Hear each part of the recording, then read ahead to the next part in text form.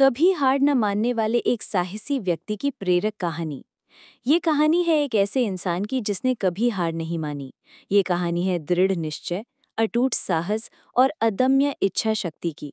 ये कहानी हमें सिखाती है कि जीवन में चाहे कितनी भी मुश्किलें क्यों ना आए, हमें कभी भी अपने सपनों का पीछा करना नहीं छोड़ना चाहिए। आरंभिक जीवन और सपने। एक छोटे से गांव में एक साधारण लड़के का जन्म हुआ जिसका नाम था रामू। उसके माता पिता गरीब थे और मिट्टी के बर्तन बनाने का काम करते थे, जिसमें रामू भी उनकी मदद करता था। बड़ी मुश्किल और कड़ी मेहनत से रामू के परिवार का गुजारा होता था, लेकिन रामू का मन पढ़ाई में खूब लगता था और वो हमेशा ये सपना देखता था कि एक दिन वो बड़ा आदमी बनेगा और अपने माता पिता का नाम रोशन करेगा। रामू का मार्गदर्शन करने वाला कोई नहीं था और पैसे की तंगी के कारण वो किसी महंगे स्कूल में पढ़ने के बारे में सोच भी नहीं सकता था।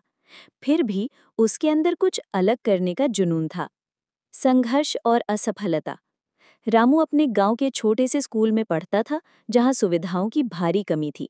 उसने पुरानी किताबें खरीदकर पढ़ाई की। आर्थिक तंगी के बावजूद रामू ने अपनी पढ़ाई जारी रखी। हर दिन वो सुबह जल्दी उठकर स्कूल जाता और देर रात तक पढ़ाई में लगा रहता।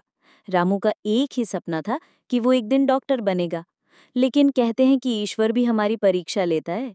रामू का असली संघर्ष तब शुरू हुआ जब वो 10वीं कक्षा में फेल हो गया।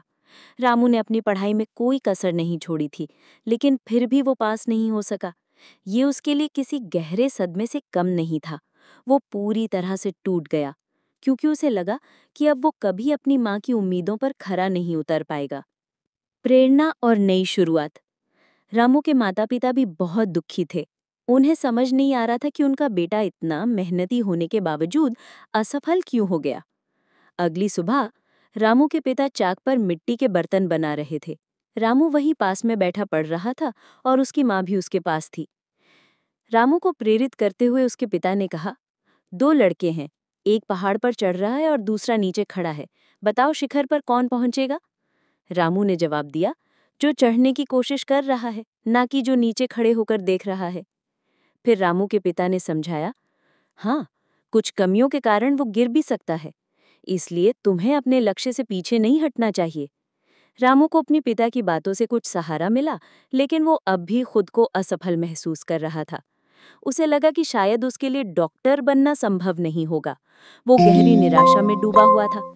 लेकिन उसकी माँ ने एक दिन उससे कहा, रामू, ये तो केवल एक पड़ाव है। जो लोग अपने सपनों को हासिल करने की सच्ची चाहत रखते हैं, वे कभी हार नहीं मानते। तुम भी हार मत मानो और कड़ी मेहनत करो। एक दिन तुम सफल जरूर होगे। सफलता की राह। माँ की बातों ने रामू के दिल को छू लिया और उसने फिर से खुद को संभाला।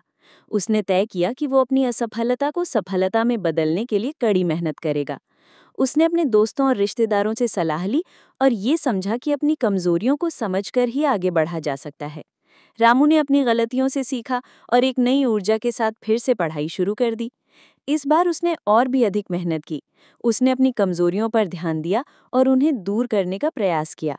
उसने अपने शिक्षकों से मदद ली और हर विषय को गहराई से समझा। सफलता का स्वाद। आखिरकार रामू की मेहनत रंग लाई।